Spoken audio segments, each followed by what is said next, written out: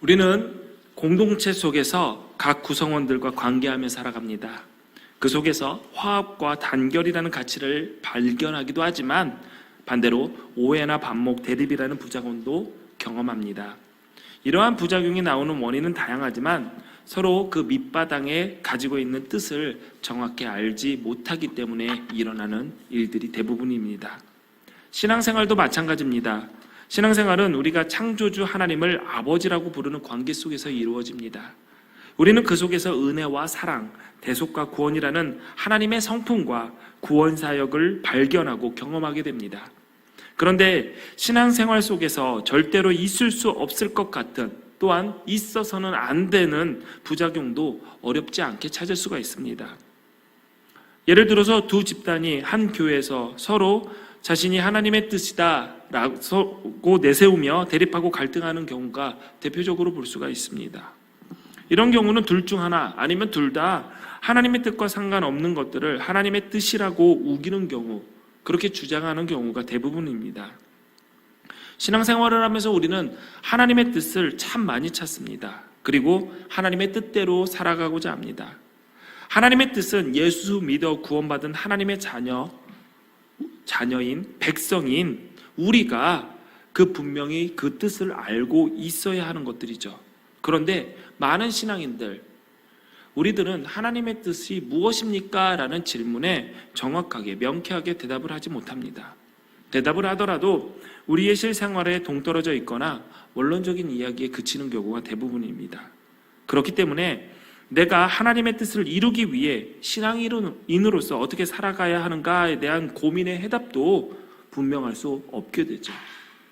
우리는 하나님의 뜻을 이루며 그리고 하나님의 뜻대로 살아간다라고 이야기하고 그거에 대해서는 알고 있지만 하나님의 뜻이 과연 무엇인지는 알지 못합니다. 어딘가는 가야 되는데 그 가야 할 목표점을 모르는 것과 똑같은 것이죠. 그렇다면 우리를 향한 하나님의 분명한 뜻은 어떤 것일까요? 이 자리에 앉은 우리 모두는 믿음을 가졌다 하고 신앙생활을 하는 사람들입니다. 우리는 아무런 목적 없이 믿음을 가진 사람들이 아닙니다. 우리는 이 신앙생활의 목적을 분명히 아는 사람들입니다. 우리의 믿음의 목적은 구원입니다. 베드로전서 1장 9절에 보면 믿음의 결국은 곧 영혼의 구원을 받음이라 라고 했습니다. 믿음의 결국, 결론, 목적, 최종 목표는 영혼의 구원을 받는 것입니다. 그러므로 우리가 신앙생활을 하면서 가장 중요한 것은 그 목적은 구원을 이루어 나가야 하는 것이죠. 만약 신앙생활을 하면서 구원을 이루어 나가는 일에 관심이 없고 직분을 얻고 교회 내에서 정치를 하고 주변에서 인정받고자 하고 내 사업의 수단으로 사용하고 자녀가 성공하고 건강하고자 하는 일에 집중한다면 이는 교회에 출석하고 직분을 받고 심지어 교회를 성장시켜 사람들에게 존경받는 목사라 할지라도 믿음의 목적, 그 방향이 틀린 사람은 엄밀히 말하면 구원과 상관없는 사람들입니다. 그러므로 신앙생활에서 가장 중요한 것은 구원을 이루어 나가는 것이죠. 제가 여기서 구원을 이루어 나간다라고 했습니다. 내가 단순히 예수님을 영접했습니다. 완료형으로 구원을 끝내는 것이 아니라 우리가 주님 앞에서는 그날까지 걸어야 할 구원의 길, 성화의 길을 말하고 있는 것이죠. 우리는 구원을 받을 때 새 생명을 얻었다, 거듭났다, 거듭날 다시 중 날생자를 써서 중생이라고도 말을 합니다. 다시 태어난다라고 얘기를 하는 거죠. 여러분 생각해 보십시오. 생명은 기대가 있습니다. 탄생은 기대가 있죠. 무슨 기대가 있죠? 성장의 기대가 있습니다. 아기가 태어났어요. 아기가 태어나면 너무 이쁘고 귀엽죠. 그런데 아기가 평생을 그 모습으로 살아간다라고 생각하면 그거는 축복이 아니라 끔찍한 재앙과 같습니다. 여러분의 자녀가 크지를 않는다고 생각을 해보십시오. 그런데 우리의 신앙생활도 다시 태어남, 생명을 얻었고 새로 태어났는데 그렇다면 하나님께서 우리를 탄생시키면서 다시 태어나게 하면서 기대하는 것이 무엇일까 생각해보면 그건 성장과 성숙입니다. 구원을 이루어 나가는 과정을 밟아가면서 그리스도인의 완전함에 이르는 그 순간까지 우리는 자라나야 되는 것. 이것이 바로 하나님이 우리를 구원시켜 새 생명 주시면서 원하시는 기대인 것이죠. 그런데 여러분, 잘하고자 하는 기대와 마음이 있습니까? 저희 막내를 키울 때 장가 안 간 처남이랑 같이 살았습니다. 장가 안 간 처남이랑 살았는데 이 애를 키운 우리 처남이 이렇게 저희 막내 조카를 보면서 항상 그런 얘기를 했어요. 아유, 너는 좋겠다. 이런 건도 칭찬을 받네. 뭘로 칭찬을 받는 것을 부러워했냐면, 잘 먹고 분유를 타서 젖병에 물려주면 한 번도 쉬지 않고 원샷해요. 끝까지 다 먹어요. 그리고 다 먹자마자 뻘떡 일어나서 트름을 끄게요. 그러면 엄마랑 아빠가 입장에서는 얼마나 이뻐요. 남기지도 않았지, 주는 대로 잘 먹었지, 트림 못 시켜가지고 트림 시킨다고 계속 이렇게 해도 안 하고 지가 일어나가지고 끄흑하고 하니까 얼마나 이뻐요. 그래서 칭찬했죠. 아이고, 잘 먹고 트림도 잘하네. 그러니까 옆에서 제 처남이 이렇게 얘기하는 거예요. 잘 먹고 트림했다고 칭찬받으니 너는 참 좋겠다. 응아를 해요. 기저귀를 갈아주면은 여러분 딱 기저귀 보면서 뭐라고 하죠? 아, 더럽게 똥 쌌네 그래요? 아니잖아요. 아유, 똥 예쁘게 잘 쌌네. 황금색이면 그렇게 얘기하고, 좀 색깔이 안 좋거나 설사가 있으면 걱정을 하잖아요. 딱 봤는데 잘 싼 거예요. 그래서 저희 아내가 막내한테 이렇게 칭찬했죠. 아유, 우리 애기 똥도 잘 쌌네. 그랬더니 옆에서 제 처남이 아이고, 똥 잘 쌌다고 칭찬받네. 부럽다. 나도 잘 싸는데. 그러는 거예요. 잘 자면 또 어떻게 해요? 잘 자는 것처럼 효도하는 자식이 없잖아요. 그러니까 잘 자니까 아유, 우리 아들 효자야. 이렇게 잘 자. 근데 옆에서 우리 처남이 그렇게 얘기를 하는 거예요. 나도 잘 자고 일어났는데 그러면 효도한 건가? 갓난아기가 해서 칭찬받을 일이 있고 30살 넘은 청년이 해서 칭찬받을 일이 있죠. 신앙생활도 마찬가지입니다. 이제 하나님을 영접하고 가신앙생활을 해서 그렇게 유아기적 어린애와 같은 신앙으로 칭찬받을 때가 있죠. 그러나 시간이 지나고 하나님을 아는 그 순간이 많아지면 많아질수록 자라야죠. 신앙생활을 10년, 20년, 30년 했는데 아직도 잘 먹었다고, 잘 먹었으니까 칭찬해 주세요. 잘 쌌다고, 잘 쌌으니까 저 칭찬해 주세요. 저 잘 잤는데 왜 칭찬 안 해주세요? 라고 얘기를 한다면 하나님 입장에서 한번 입장 바꿔놓고 한번 생각해보세요.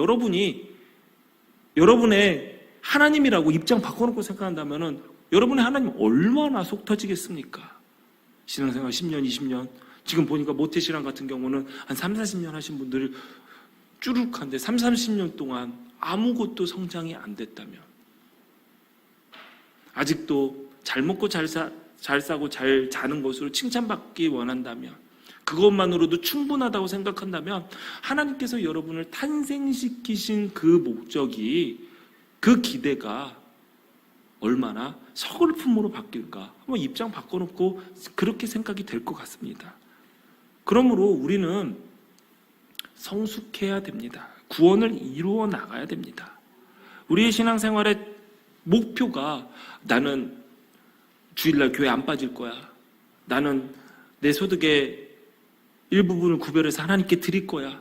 그런 것이라면은 여러분은 여러분을 키우시고 여러분에게 생명 주시고 키우시는 하나님의 그 마음을 잘 모르는 거죠. 하나님의 목적을 이루기 위한 것이다 라고 이야기하고 있습니다. 나를 선택한 이유, 나를 택해서 구원사역을 이루신 이유, 생명 주신 이유, 모든 것은 하나님의 목적이 있습니다. 성경은 그것을 선한 일이라고 이야기하고 있습니다. 예배소서 2장 10절 말씀을 보니까 우리 같이 봉독해 볼까요? 시작. 우리는 그가 만드신 바라 그리스도 예수 안에서 선한 일을 위하여 지으심을 받은 자니, 이 일은 하나님이 전에 예비하사 우리로 그 가운데서 행하게 하려 하심이니라. 아멘. 아멘. 하나님이 우리를 창조하신 것도, 우리를 구원하시고 하나님 나라의 백성으로 세우신 것도 지금도 우리와 함께 하시고 성령의 능력으로 살게 하신 것도, 우리의 기도를 들으시고 우리를 위로하시며 우리를 사랑하신 것도 단순히 나만을 위해서가 아닙니다. 죄의 종, 거짓의 자녀, 진노의 자식인 우리가 하나님의 자녀로 천국 백성으로 살아가며 예수 그리스도 안에서 선한 일, 하나님의 뜻을 이루며 살아가기 위해서 하나님은 우리를 부르셨다는 사실을 우리는 기억해야 됩니다. 지금 우리는 하나님의 뜻이 무엇인가에 그에 대해서 같이 말씀을 나누고 있습니다. 하나님의 뜻이 무엇인가? 어디에 있는가? 이미 하나님은 우리가 알기 쉽게 성경을 통해서 그 하나님의 뜻을 공개하셨습니다. 또한 예수님을 통해서 하나님의 뜻에 어떻게 우리가 순종해야 할지를 예수님을 통해서 우리를 가르치셨습니다. 또한 우리는 우리에게 주어진 하나님의 뜻을 이루기 위한 거룩한 사명을 받은 사람들입니다. 그리고 하나님으로부터 부름받고 이 땅에 보냄을 받은 자들이죠. 하나님께서 우리를 보내신 이 땅은 이스라엘 백성들에게 주어진 가나안 땅과 같이 부패한 땅과 같습니다. 우리는 이 땅에서 구별된 삶을 살아야 합니다. 하나님은 부패와 음란과 타락을 돌이켜 우리가 사는 이 터전을 거룩한 땅으로 회복하시기를 원하십니다. 우리는 사명을 감당하기 위해서 하나님의 뜻을 알아야 되고 그 뜻에 순종하기 위해서 하나님을 바로 알아야 됩니다. 우리는 하나님의 말씀이 기록된 성경을 통해서 하나님의 뜻을 발견해야 되고 하나님을 성경을 통해서 알아가야 됩니다.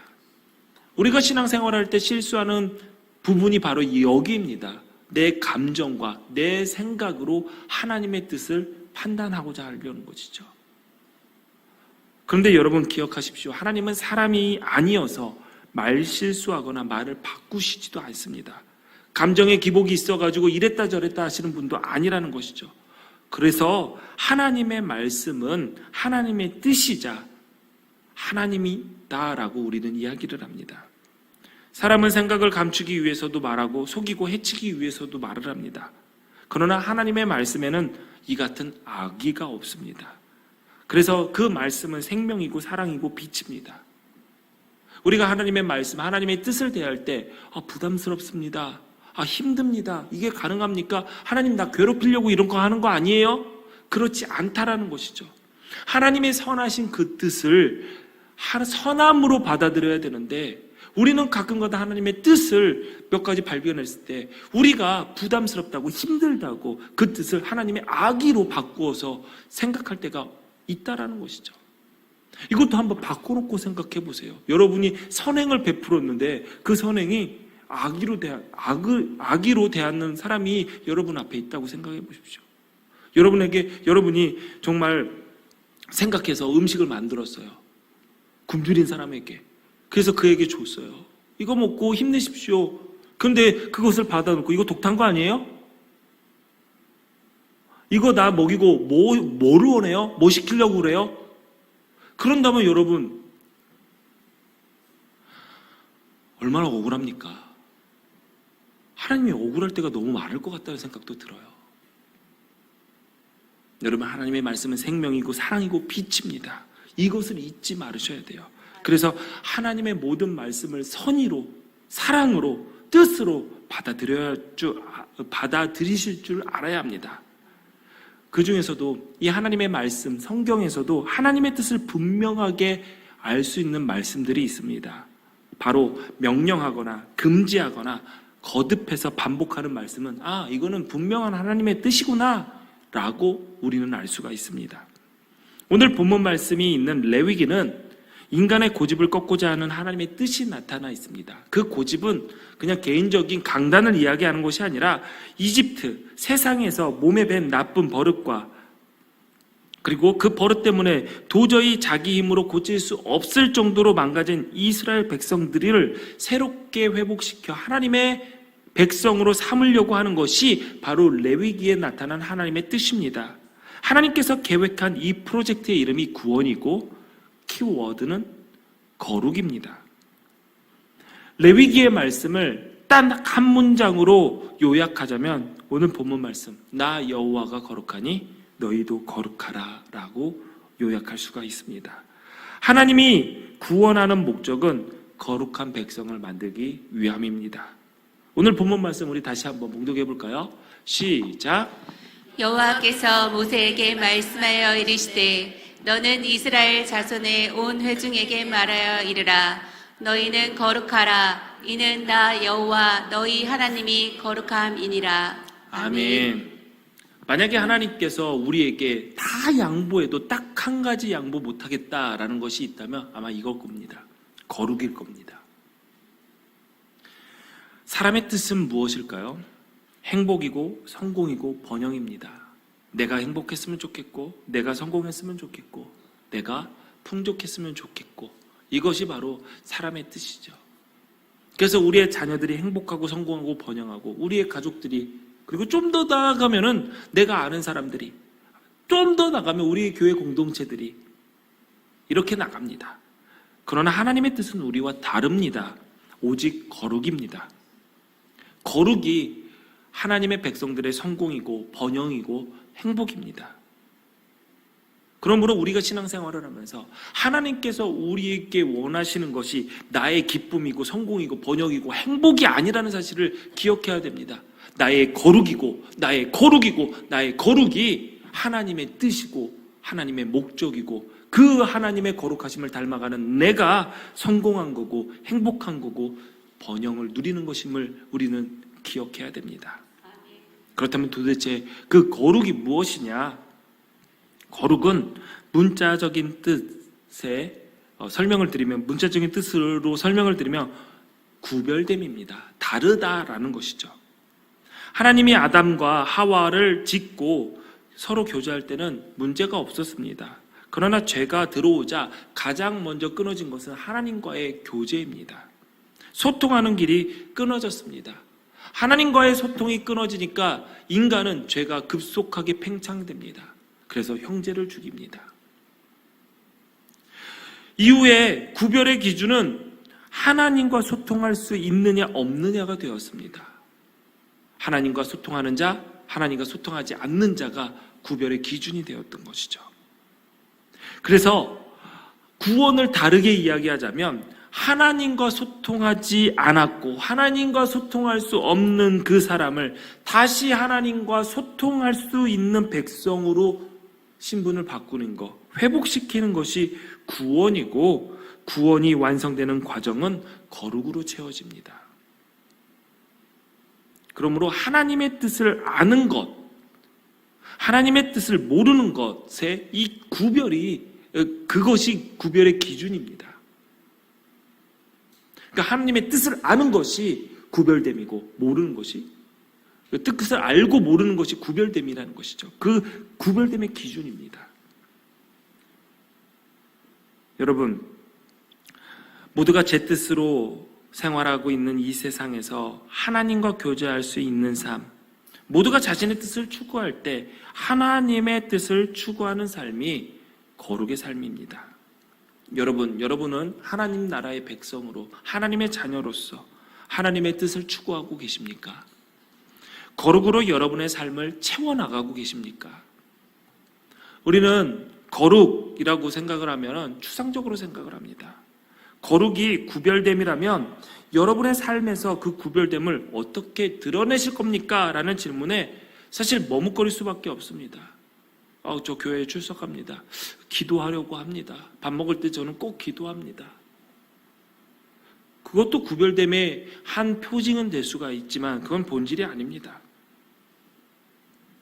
우리는 거룩함을 늘 거룩해야 된다, 하나님은 거룩하시다라고 생각을 하지만 그 깊이 생각하지 않아서 내 삶의 어떤 부분을 어떻게 거룩함으로 채워나가야 될지 정확하게 생각하지 않습니다. 모호하게 생각을 하죠. 그런데 성경은 단순하게, 그것도 명료하고 명쾌하게 거룩한 삶은 이런 것이다, 하나님을 닮은 거룩은 이것이다 라고 적어놨습니다. 레위기 19장에 하나님께서 말씀하시는 구체적인 거룩에 대해서 소개가 되어 있는데, 오늘 말씀을 들으시고 댁에 돌아가셔서 레위기 19장의 말씀을 한번 읽어보십시오. 이게 거룩이구나. 거룩은 추상적이지 않습니다. 굉장히 단순합니다. 거룩의 첫 번째는 부모를 공경하는 것입니다. 레위기 19장 3절 4절에 나오는데 거룩의 첫 번째 부모를 공경하는 것이에요. 왜 부모를 공경해야 되나? 성경은 이렇게 이야기합니다. 하나님은 부모를 통해서 너를 이 땅에 나게 하셨고 부모를 통해서 하나님 너희에게서 하나님을 가르쳤다. 그리고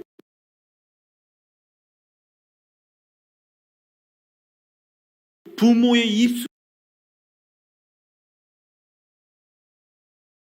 입술을 통해서 하나님의 말씀이 나간다.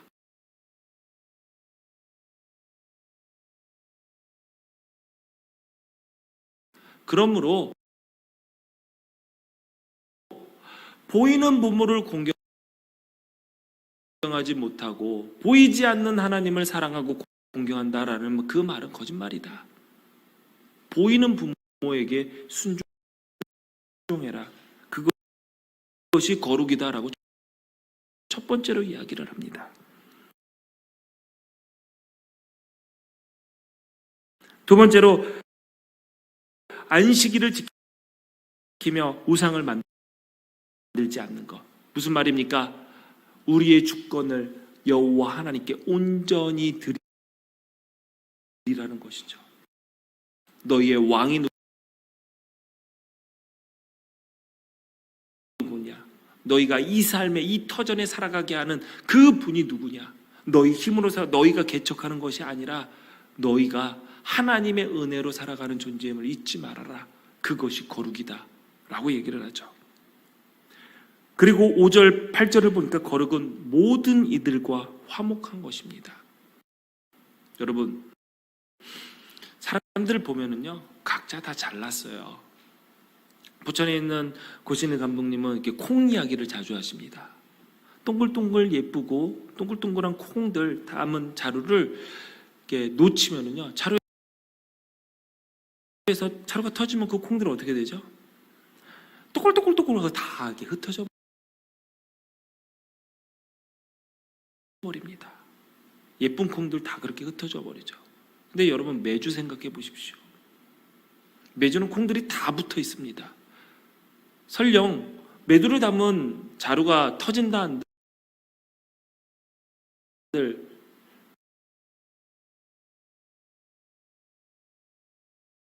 메주는 찌그러지지 떼굴떼굴 굴르거나 다 분해되지 않습니다. 왜 그럴까요? 그게 콩이 아니라서 그럴까요?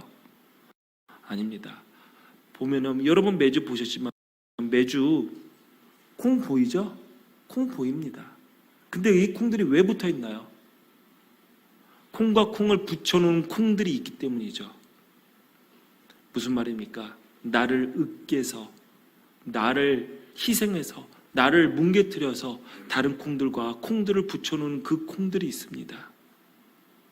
하나님께서 거룩은 이 콩과 콩을 붙여놓는 으깨진 그 콩들, 악교와 같은 역할을 하라는 것이죠. 여러분, 여러분의 삶 가운데서 악교와 같은 역할을 해야 됩니다. 잘난 사람들 많습니다. 그 잘난 사람들 사이에서 나도 잘났어 하고 나서는 게 아니라 그 잘난 사람들 잘 붙여놓는 사람들이 되라. 그것이 거룩이다 라고 이야기를 합니다. 몇 주 전 10주년 기념 찬양 내 삶을 드립니다 찬양을 제가 여러분 다 보셨죠? 예. 제가 봐도 정말 우리 찬양대 정말 잘한다라고 생각이 들고요. 뭐 저만의 생각일 수도 있지만요.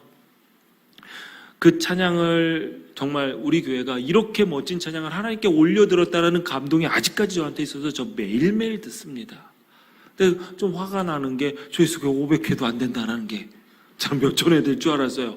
이렇게 함께 이 좋은 찬양 듣고 같이 은혜를 나눴으면 참 좋겠는데 이게 저만 은혜가 되나 봐요.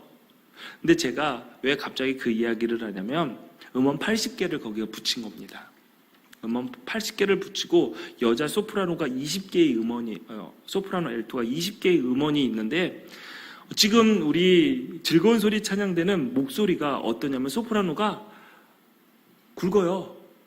성악가들처럼 소프라노가 여자 목소리들이 나와요. 근데 일부 찬양대 예수님이 너무 좋아 찬양대는 약간 애기 목소리 나야 된다고. 가늘고 여자 목소리가 나는 소프라노들이 대부분입니다. 약간 가늡니다. 그래서 한 명 한 명씩 소프라노 노래를 부른 음성 파일을 제가 메일로 받고 하나씩 겹쳤는데 문제가 생겼습니다. 무슨 문제가 생겼냐면 이 가느다란 여자 목소리와 우 하는 성악 목소리를 딱 같이 해놓으니까 하나도 안 어울려요. 오 소리에 떼 하는 가느다란 여자 목소리가 있어서 하참 듣기가 거북하더라고요. 근데 이렇게 좋은 찬양이 어떻게 나왔느냐 궁금하시죠? 제가 무슨 조작한 거 아닙니다. 하니까 우 하는 사람과 에 하는 사람과 계속 겹치니까 우에 그래요. 근데 어느 한 분의 목소리를 딱 집어넣으니까 그게 딱 붙어버립니다. 저 깜짝 놀랐어요. 제가 합창을 하면서 이 잘 섞어주는 목소리가 있다라는 얘기는 들었어요. 잘 블렌딩하는 목소리가 있다라는데 그분 한 분이 딱 들어가니까 오랑 애가 잘 붙는 거예요. 어울리는 거예요. 근데 그분이 그렇다고 해서 막 노래를 잘하시는 분도 아니에요. 그 목소리가 딱 들어가니까 잘 어울려요. 왜 그런 줄 알아요? 오와 애의 딱 중간 목소리를 내세요. 예.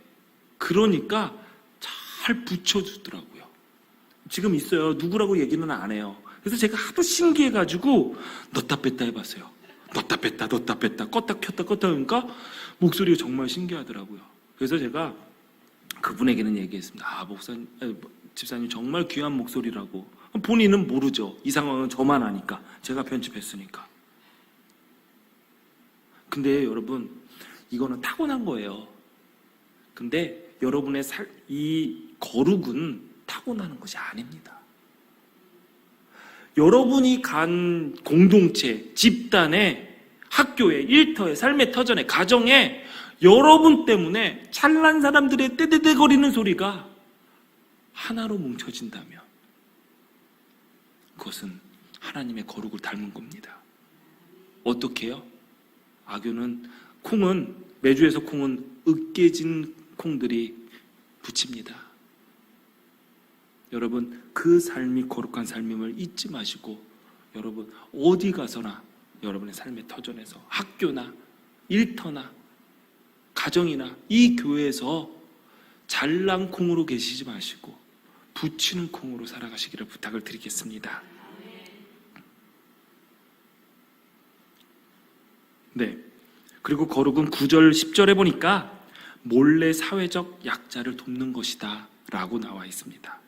그리고 거룩에 대해서 계속적으로 설명하고 있는데 11절 12절을 보니까 우리 한번 읽어볼까요?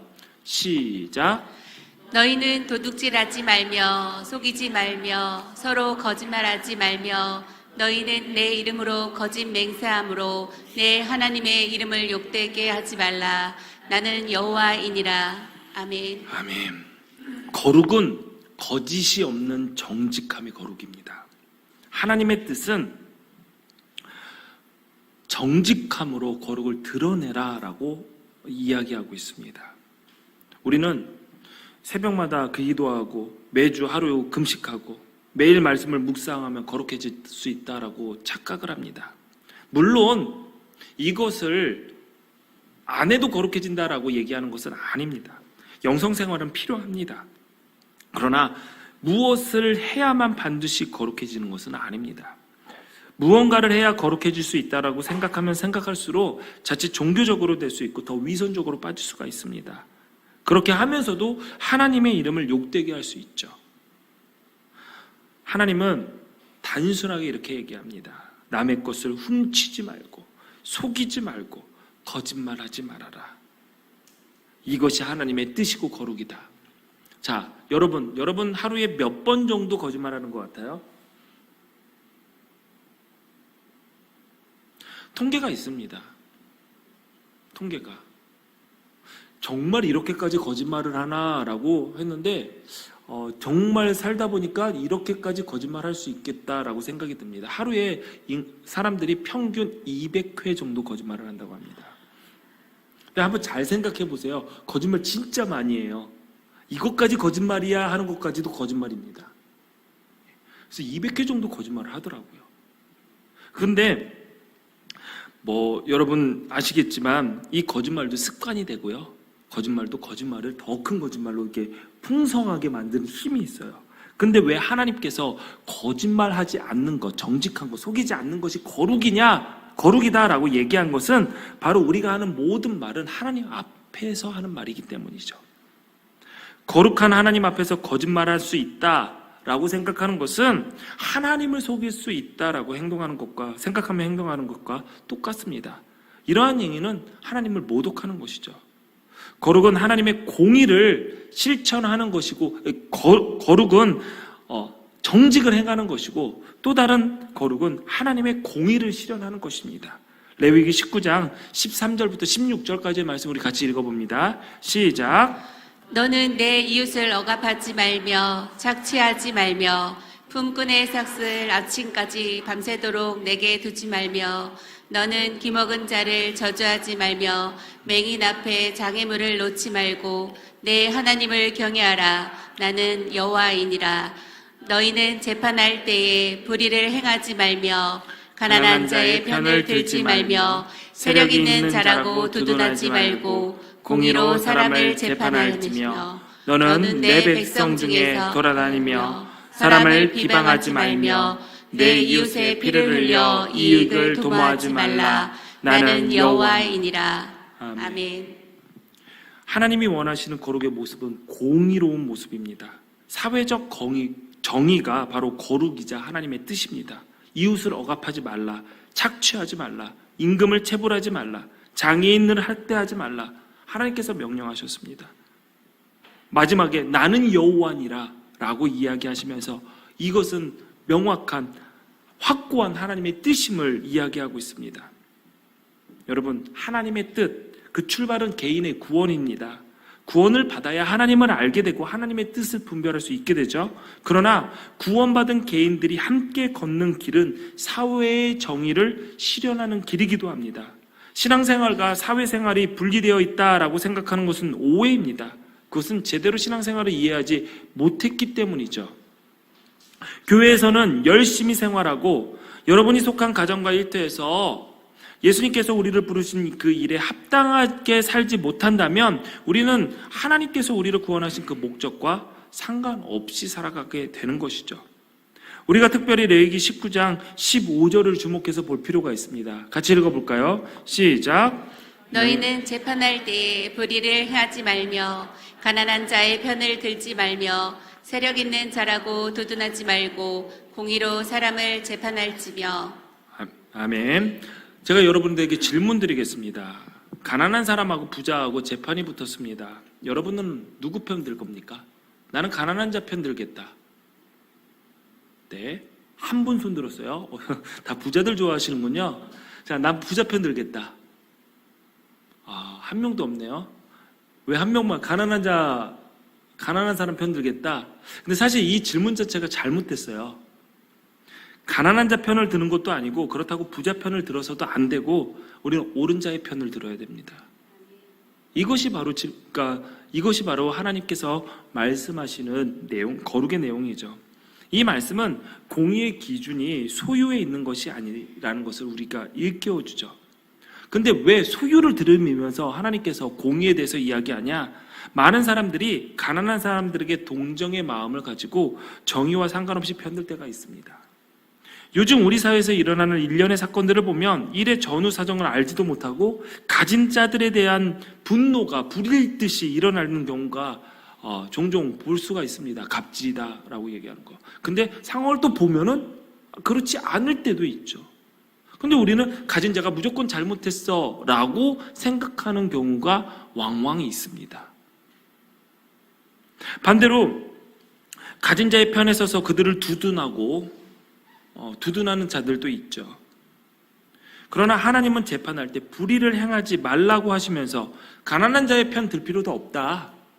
힘 있는 자도 두둔할 필요도 없다. 오직 공의로 재판하라라고 말씀을 하십니다.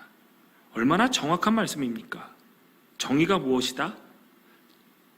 약자 편도를 들어주는 것도 아니고 힘 있는 자 두둔하는 것도 아니고 자본주의가 정의도 아니고 그렇다고 해서 프롤레타리아 혁명도 정의가 아니고 기회를 틈타서 사람을 비방하고 이웃을 해치고 살아도 내 이웃을 추구하는 것, 이것은 정의가 아니다라고 이야기하고 계십니다. 하나님의 뜻은 정의로운 것에 있고요. 그 하나님의 말씀은 그 정의의 기준이 됩니다. 그러므로 여러분의 생각과 감정과 판단이 아니라 정의는 하나님의 말씀의 기준에서 바라봐야 된다 사실을 기억하십시오. 그리고 마지막으로 거룩은 사랑입니다. 레위기 19장 17절 18절 말씀 읽겠습니다. 시작. 너는 내 형제를 마음으로 미워하지 말며 내 이웃을 반드시 견책하라. 그러면 내가 그에 대하여 죄를 담당하지 아니하리라. 원수를 갚지 말며 동포를 원망하지 말며 내 이웃 사랑하기를 내 자신과 같이 사랑하라. 나는 여호와이니라. 아멘. 아멘. 끝으로 거룩은 이웃 사랑입니다. 거룩은 이웃 사랑으로 완성합니다. 예수님께서도 말씀하셨죠. 가장 큰 계명은 하나님 사랑과 이웃 사랑이다. 그러므로 우리는 사랑해야 됩니다. 그런데 우리가 그리스도인으로서 사랑해야 된다라는 그 말을 들으면은 부담이 될 때도 있고요. 그러면 착하게 살아야지, 잘해줘야지라고 생각할 때가 있습니다. 감리교 목회자들은 목사 안수를 받기 전에 이제 정회원으로 목사가 되기 전에 다 정신과 검사를 받습니다. 당연한 것이라고 생각을 하죠. 왜냐하면은 정신 나간 사람을 목회자로 세울 수가 없기 때문에 다 정신과 검진을 받습니다. 저도 받았습니다. 그래서 잉크 얼룩 검사라는 대표적인 검사도 받았고요. 근데 그거를 물어볼 때 보면은 이제 빨간색 잉크 얼룩을 보여주면서 여기서 뭐가 보이십니까? 라고 이렇게 정신과 의사가 물어봐요. 그러면 여러분 아무리 봐도 피떡진 것 같아요. 근데 제가 목사인데, 목사가 될 사람인데, 이거 돼지를 잡았나? 이게 피떡이 전에 선지가 흘렀네요. 라고 할 수가 없잖아요. 그래서 제가 그렇게 얘기를 했어요. 마음속으로는 딱 봐도 피떡인데, 누가 토마토를 집어 던졌나요? 토마토가 으깨서 퍼져 있네요. 그렇게 얘기를 했어요. 그랬더니 결과에 착한 사람 콤플렉스가 걸렸다는 거예요. 화가 나더라고요. 그러면은, 너도 내가 목사 될 거라는 거 알고 그런데 내가 거기서 여기 누가 칼로 푹 찔렀나 봐요. 그런 얘기를 어떻게 해요? 근데요, 그리스도인들이 많이 그런 경우가 있어요. 내가 교인인 걸 알고, 그리고 내가 내가 목사인 거 알고 집사인 거 장로인 거 알면은 괜히 움츠러들 때가 있어요. 잘해줘야 돼. 근데 여기서 하나님께서 사랑의 방법을 알려주셨는데 뭐냐면 사랑으로 견책하라라고 얘기를 하고 있습니다. 그러니까 괜히 예수 믿는다고 해서 잘못된 거 잘못됐다고 얘기하지 못하고 그냥 잘못된 거 봐주고 넘어가지고 하는 것은 사랑이 아니라는 거예요. 견책하다라는 것은 꾸짖다, 비판하다라는 뜻이죠. 사랑한다고 무조건 봐주는 것, 모른 척하는 것이 아니라 하나님의 말씀으로 꾸짖고 비판하라라는 뜻입니다. 왜 그럴까요? 그래야 죄를 멈출 수 있고 공동체가 함께 죄를 범하지 않을 수 있기 때문이죠. 미워하지 않고 원망하지 않고 사랑으로 나무랄 수 있는 것, 그것이 거룩입니다. 근데 너무 어려운 거죠. 여러분, 견책하다 보고 비판하다 보고 잘못된 거 보면은요, 사랑의 마음부터 듭니까? 무슨 마음? 미움부터 들죠. 제가 말씀을 준비하면서 저를 돌아보니까 저는 비판 전문가더라고요. 이게 눈만 뜨면 이게 보여요. 그래서 우리 아들 큰아들이 있는데 우리 큰아들이 저의 그 대상이죠. 비판의 대상이죠. 눈 뜨고 숨 쉬면 그게 보여요. 저거 잘못됐는데 그게 보여요. 얼마나 힘들겠어요. 그 친구도. 눈만 뜨면 비판거리고 입만 열면은 비판거리가 쏟아지고 그리고 비판을 하면은 뭔가 이렇게 깨어있다라는 착각에 그런 사람들도 주변에 많이 본 것 같아요. 근데 그 마음속에 보면은 뭐냐, 비판을 하다 보면 그 마음속에 미움과 원망이 있어요.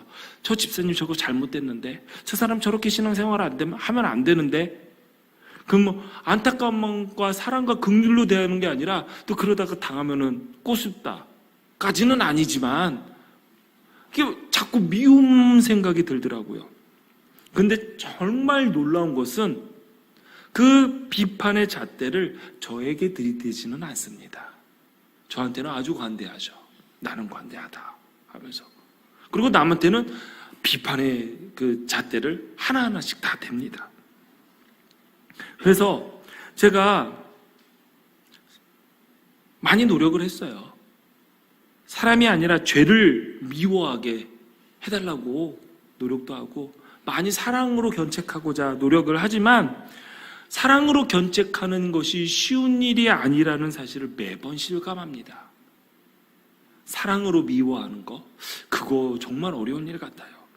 그러다 보니까 성도의 잘못된 모습을 저도 담대하게 얘기를 못 하겠더라고요.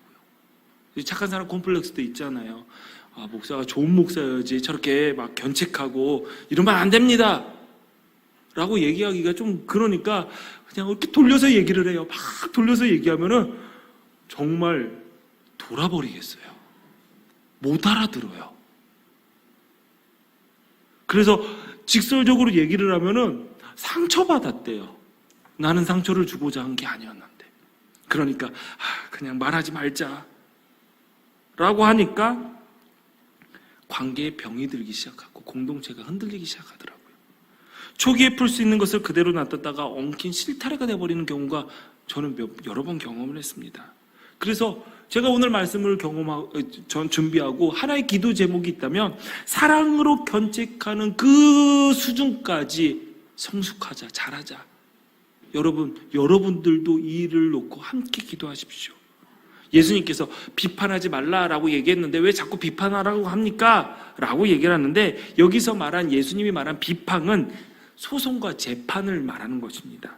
그러니까 견책은 하나님께서 지금 거룩이다라고 얘기하는 견책은 사랑으로 하는 바른 지적과 시정을 말하지만 예수님께서 산상수훈에서 이야기했던 비판은 말 그대로 너 잘못된 것 같고 한번 혼 좀 나봐라 라고 하는 거, 그 비판을 말을 하는 것입니다.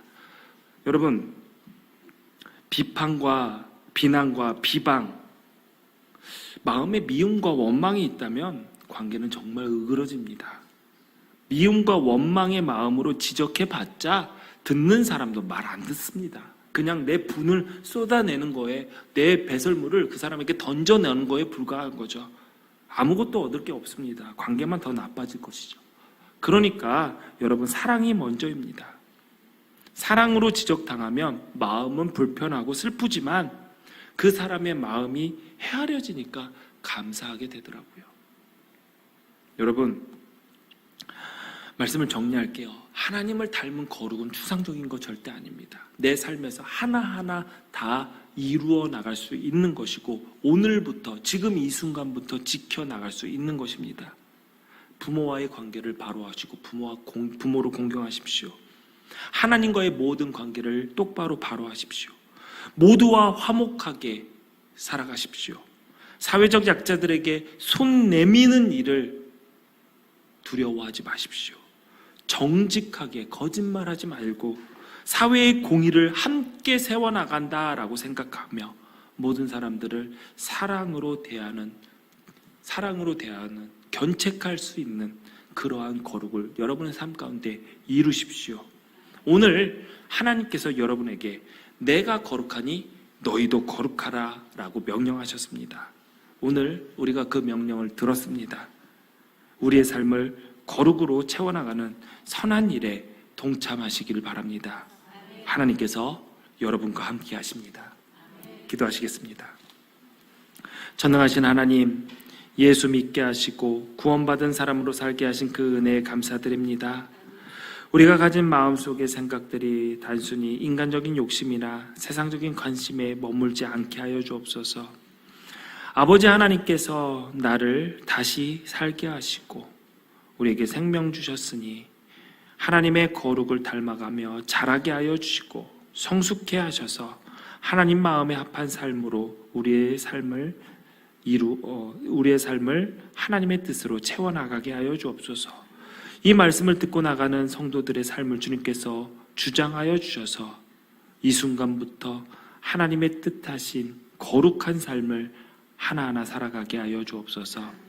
구별되이 하나님께 예물 드립니다. 이 예물 받으시고 하나님의 뜻 가운데 아름답게 사용하여 주시고, 이 예물 드린 손길 주님께서 기억하여 주셔서 그 삶에 하나님의 놀라운 은혜로 갚으심의 역사를 경험하게 하여 주옵소서. 예수님의 이름으로 기도합니다. 아멘.